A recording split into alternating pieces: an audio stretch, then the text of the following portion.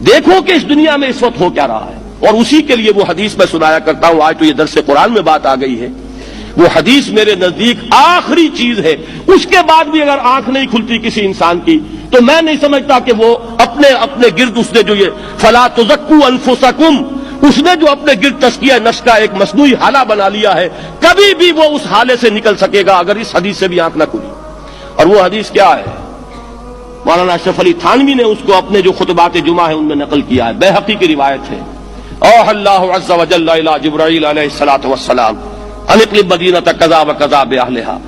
اللہ نے حکم دیا حضرت جبرائیل کو فلاں فلاں بستیوں کو الٹ دو اس کے رہنے والوں سمیت. قال فقال، حضور نے فرمایا، اس پر حضرت جبرائیل نے عرض کیا بارگاہ خداوندی میں، ان فیھا عبدک فلانا لم یعصک طرفۃ عین. پروردگار اس بستی کو الٹ دوں، اس میں تو تیرا فلاں بندہ بھی ہے جس نے کبھی پلک جھپکنے جتنی دیر بھی معصیت میں بسر نہیں کی. اب آپ اندازہ کیجئے، یہ جو ہے نا اپنے آپ کو رگڑنا اور مانجنا اور پوری زندگی رگڑنے میں اور مانجنے میں لگا دینا. ہم بعض بزرگوں کے تذکرے میں سنتے ہیں اتنے اللہ والے تھے کہ ان کا گھوڑا بھی کوئی مشکوک دانہ نہیں کھاتا تھا، اور وہ خود جو ہے وہ انگریز کی عدالت میں بیٹھے ہوئے اور انگریز کی نوکری کر رہے تھے. یہ ہے وہ مائکروسکوپک اور مائکروسکوپک کا عدم توازن. طاغوت کی چاکری کر رہے ہیں، انگریز کی ملازمت کر رہے ہیں، انگریز کے قانون کی تنفیذ کے اندر اعلی کار بن رہے ہیں، لیکن ذاتی تقویٰ اور ذاتی نیکی اور ذاتی للہیت جو ہے اس کا معیار یہ ہے کہ ان کا گھوڑا بھی مشکوک چارہ اور مشکوک کھانا نہیں کھا سکتا. یہ ہے وہ عدم توازن. اس کو نوٹ کیجیے گا، جس کو کہ اس حدیث میں محمد الرسول اللہ صلی اللہ علیہ وسلم نے واضح کر دیا کہ حضرت جبرائیل عرض کرتے ہیں کہ اللہ فلاں بستی کو الٹ دوں، اس میں تو تیرا فلاں بندہ بھی ہے جس نے پلک جھپکنے جتنی دیر بھی معصیت میں بسر نہیں کی. ذاتی نیکی کا اب اس سے اونچا کوئی مقام کوئی شخص مجھے اگر بتا سکے تو میں اس کا مرید ہو جاؤں گا.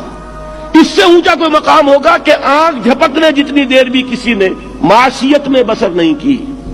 ذاتی نیکی کی معراج. لیکن حکم کیا ہوا بارگاہ خداوندی سے؟ قال فقال، حضور نے فرمایا، اللہ تعالیٰ نے حکم لیا جبرائیل کو، اقلب علیہ وعلیہ، الٹو اس بستی کو، پہلے اس بدبخت پر پھر دوسروں پر. کیوں؟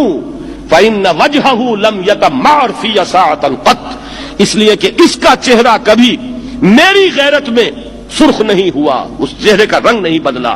بے غیرت انسان، بدیاں پھیلتی رہیں، میرے دین کو روندا جاتا رہا، میری شریعت کی دھجیاں بگڑتی رہیں، عوامر کا مذاق اڑایا جاتا رہا. نواہی کے لیے دنیا کے اندر جن چیزوں سے میں نے روکا اس کے لیے فلسفے تراشے گئے، اور یہ لگا رہا مست رکھو ذکر و فکر صبح گاہی میں اسے. یہ سوائے ذاتی اپنے اس اصلاح کے اور ذاتی تقویٰ کے اور ذاتی نیکی کے اور ذاتی عبادت گزاری کے یہ میدان میں نہیں آیا، اس کا خون نہیں کھولا کبھی، اس کے چہرے کا رنگ متغیر نہیں ہوا، لہذا یہ دوہرا مجرم ہے. یہ ہے وہ تصور جو یہاں پر نوٹ کیجئے. ہاں اس کے یہ معنی بھی نہیں ہے کہ نماز بھی نہیں پڑھ رہے، روزہ بھی نہیں رکھ رہے، اقامت دین کے کارکن ہیں، فرض نماز آ گئی ہے وہ چلی جا رہی ہے، جماعت کا کوئی اہتمام نہیں ہے. اب یہ دو انتہائیں ہیں. ایک انتہا یہ کہ وہ تزکیہ نفس جو ہے اسی میں وہ رگڑنے اور مانجنے کا عمل جاری ہے.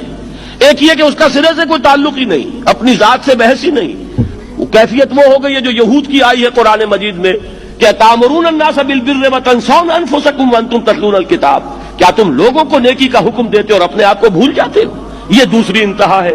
پھر وہی بات عرض کروں گا، وہی بال سے زیادہ باریک اور تلوار کی دھار سے زیادہ تیز راستہ ہے جس پہ چلنا ہوگا کہ نہ یہ ہو کہ وہ مبالغہ ہو رہا ہو، اپنی ذاتی اصلاح میں تو مبالغہ کی حد تک آگے جا رہے ہیں، اور دوسرے یہ کہ اپنے دین کی تبلیغ و اشاعت، اقامت دین کی جدوجہد، اس کا کھانا ہی نہیں کھولا زندگی میں، وہ کھاتا ہی نہیں کھلا ہے. یہ ایک انتہا ہے. دوسری انتہا یہ ہے کہ انسان یہ سمجھے اپنے آپ کو کہ میں تو مجاہد فی سبیل اللہ اور دین کا کارکن اور دین کا میں اللہ کے دین کو قائم کرنے کی جد و جہد کرنے والا ہوں، جبکہ حال یہ ہو کہ جو کبائر ہیں وہ بھی زندگی میں موجود ہوں. ظاہر بات ہے فرض کا ترک کبیرہ ہے، نماز فرض چھوڑی تو کبیرہ گناہ کا ارتکاب ہو گیا، وہ تو کبائر میں آ جائے گا.